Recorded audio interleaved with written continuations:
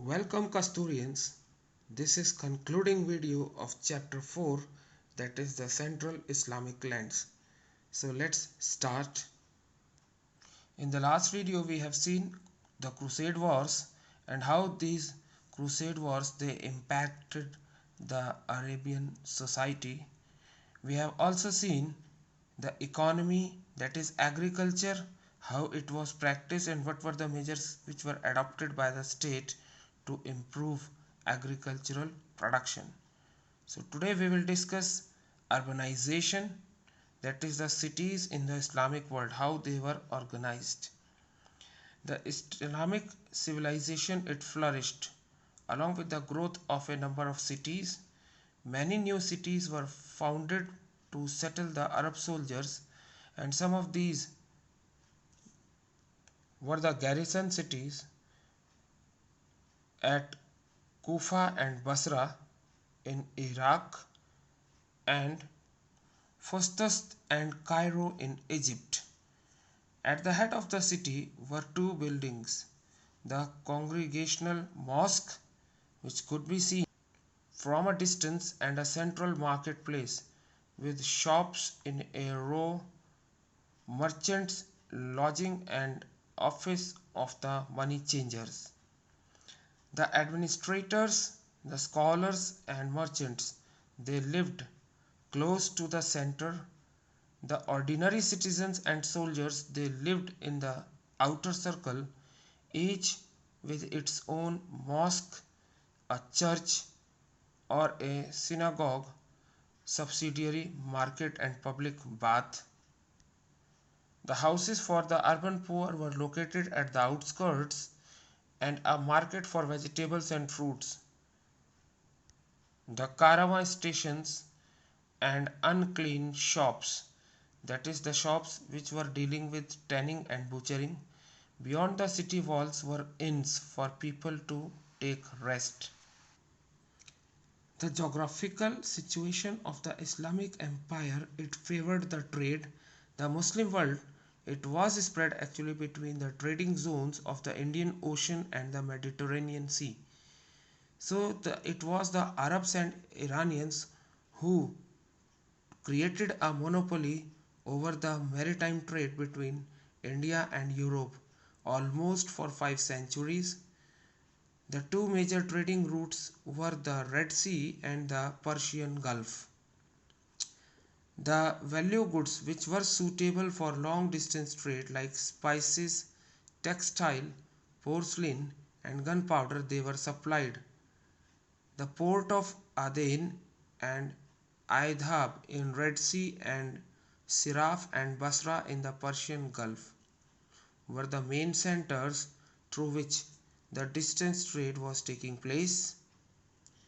From these ports, the goods were taken by land routes for local consumption and to the Mediterranean end of these trade routes for onwards export to Europe. The export to Europe was handled by Jewish merchants, and some of these Jewish merchants they were in direct touch with their Indian counterparts. So this is how the trade between Arabs and Indians it took place. With the rise of Cairo as a center of power and commerce in 10th century, the trade route via Red Sea it became more important. In the eastern end, the Iranian merchants they set out from Baghdad along the Silk Route to China via Bukhara and Samarkand to bring Central Asian and Chinese goods, which included paper from China. Samarkand was an important link in the trade as it extended north to Russia and Scandinavia for exchange of European goods, mainly fur and Slavic captives, that is the slaves. The Islamic coins they were used in the trade. Male and female slaves they were also purchased here for the courts of caliphs and sultans. and the fiscal system and market exchange. It increased the importance of money in the central Islamic lands. Gold, silver, and copper coins were minted and circulated to pay for the goods and services. Now we will see the methods of payment and business organization. The letter of credit and bills of exchange, they were introduced by the Arabs to facilitate trade and to develop a sophisticated method of payment and business. And this introduction of letter of credit and bills of exchange is regarded as one of the greatest contribution of the Muslim world or Islamic world to the methods of payment and business organization. The traders and bankers, they used these two modes of payment to transfer money from one place to another or from one individual to another. Commercial papers, they were widely used, and this widespread use of commercial paper, it freed the merchants from the need to carry cash everywhere and made their journey safer. Even the caliph used these letters of credit to pay the salaries or reward to poets and musicians. Islam did not stop people from making money, provided certain prohibitions were imposed that included declaring interest bearing transactions unlawful or illegal, and money obtained by illegal means, it should not be kept. It is harm for a Muslim. Now we will see the culture and learning in the Islamic world. For the religious scholars of Islam, knowledge was to be derived from Quran Sharif and the model behavior of Prophet, and they derived themselves and they devoted, if in fact they devoted themselves to writing tafsir, that is explanation. So they devoted themselves to writing tafsir and documentary Muhammad's authentic hadith.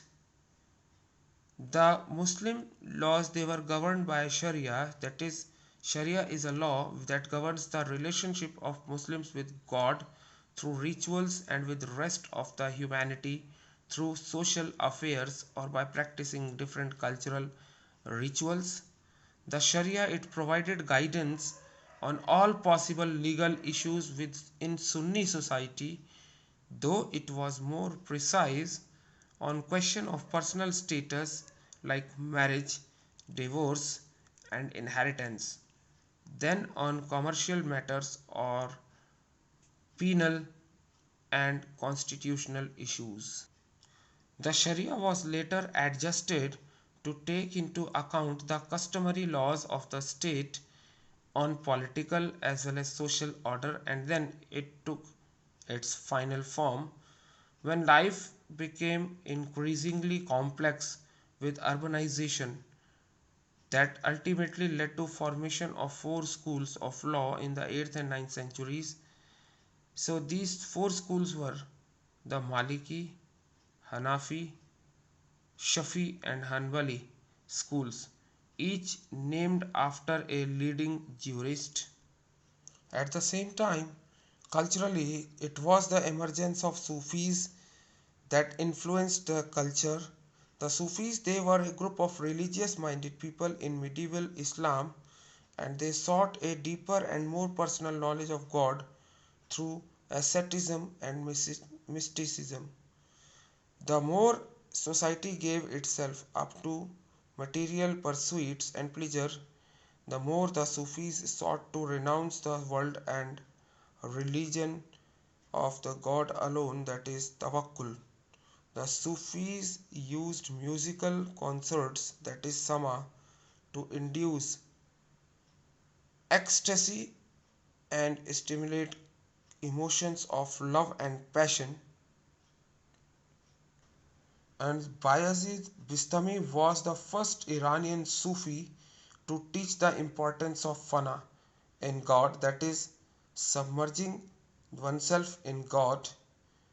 Rabia of Basra was the woman saint who preached that unity with God can be achieved through an intense love for God. The Sufism it became so popular as it was open to all irrespective of the religion, status and gender, and it posed a challenge to orthodox Islamic people. Now we will see the influence of Greek philosophy and science in the field of education. It was the Greek philosophy, mathematics, and medicine which were taught along with other subjects in the schools of Alexandria, Syria, and Mesopotamia.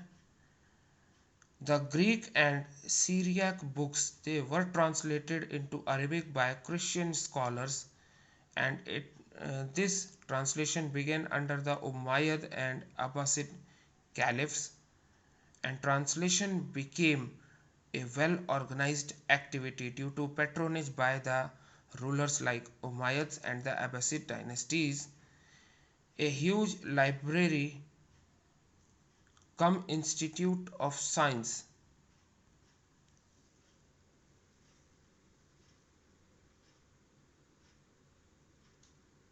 Ptolemy's Almagest.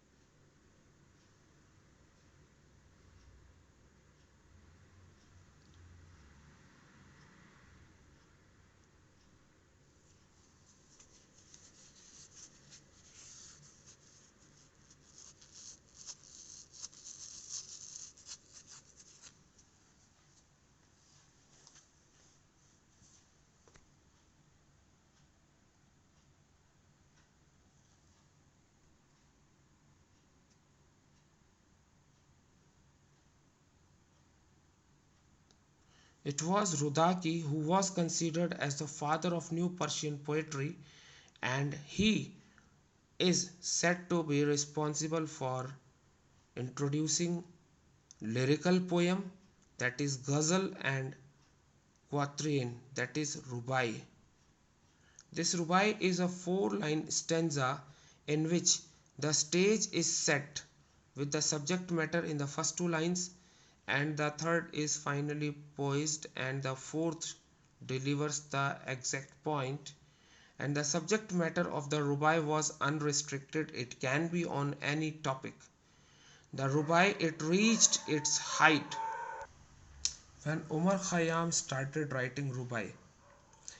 It was during the 11th century that Ghazni became the center of Persian literary life, and Mahmud of Ghazni he gathered many poets to compile anthologies and epic poetry, and the most prominent one being the Firdausi's Shahnama, which is actually a book of kings. In this, 50,000 couplets are there, and it took almost 30 years to get completed. It is a collection of traditions and legends which are poetically depicted, and they are actually depicting Iran from its creation to the Arab conquest, and it is now considered as one of the prominent masterpieces of Islamic literature. Now we have the catalogs. Catalog was actually known as Kitab al-Fahrist. Fahrist, that is a list. So it was Ibn Nadim, who was a bookseller. He was having a catalog that describes a large number of works which are written in prose for the moral education and amusement of readers, and the oldest of these books included a collection of animal fables called Kalila wa Dimna, which is actually the Arabic translation of the Panchtantra. And the most widespread and lasting literary works are the stories of the hero adventurers like Alexander and Sindbad, or those of unhappy lovers which were known as Majnu or the Madman. Also, we can see the Thousand and One Nights, which is also known as the Arabian Nights. It is another collection of thousand stories which were told by a single narrator, Shahzad, to her husband night after night. This collection was originally in Indo-Persian but was translated into Arabic in Baghdad in the 8th century. And from 9th century onwards, the writing books, its scope expanded, that included biographies, ethical manuals, history and geography. History provided a good record of the glories and achievements of a dynasty for the rulers and officials, as well as they were the examples of techniques of administration which were used by officials to carry forward with the administrative matters. And in fact, Al-Baruni's famous book, that is Tahqiq Ma Lil Hind, that is History of India, was considered to be one of the greatest attempt by an 11th century Muslim writer to look beyond the world of Islam. Now we will see the architecture of Islam. During the 10th century, the architecture of Islamic world was different, and the religious buildings, they were the greatest external symbols of the Islamic world. The mosques, shrines and tombs were made from Spain to Central Asia, and these tombs, shrines and mosques, they showed the same basic design, that is arches were there, domes were there, minarets and open courtyards were there in each and every building, that was referring to the Islamic world. When we see the design of a mosque in the first Islamic century, the mosque, it acquired a distinctive architecture from roof supported by pillars which transcended regional variations. Means these pillars, they were having different designs depending upon region in which they were created or constructed. The courtyard, it led to a vaulted hall or an empty hall to accommodate long lines of worshippers as and the imam, that is the person who leads the prayer. Inside the hall were two special features. First, a mihrab in the wall that was pointing towards the direction of Mecca, and a pulpit from where the sermons, they were delivered during the noon prayers on Friday. A minaret was attached to the building, which was a lower tower to call the faithful worshippers to pray at the appointed time and to symbolize the presences of new faiths. The time was marked in the cities and villages by the 5 daily calls for prayers and weekly sermons. The same pattern of construction was also appeared in caravan serais hospitals and palaces. And these caravanserais, they were also known as inns. And the Umayyads, they built desert palaces in the oases and decorated these palaces with sculptures, mosaics, and paintings. When it comes to other art forms, the rejection of representing living beings in the religious art of Islam, it promoted two new art forms, that is calligraphy and arabesque, that is geometric and vegetal designs. The small and big inscriptions, which were usually having religious quotations, they were used to decorate the architecture. The calligraphic art has been best preserved in the manuscripts of Quran, which are dating from 8th and 9th centuries.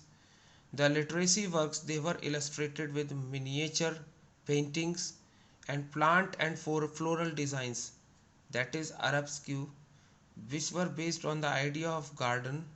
They were used in buildings and book illustrations. That's all we have in this video. This concludes your chapter. Thank you and have a nice day.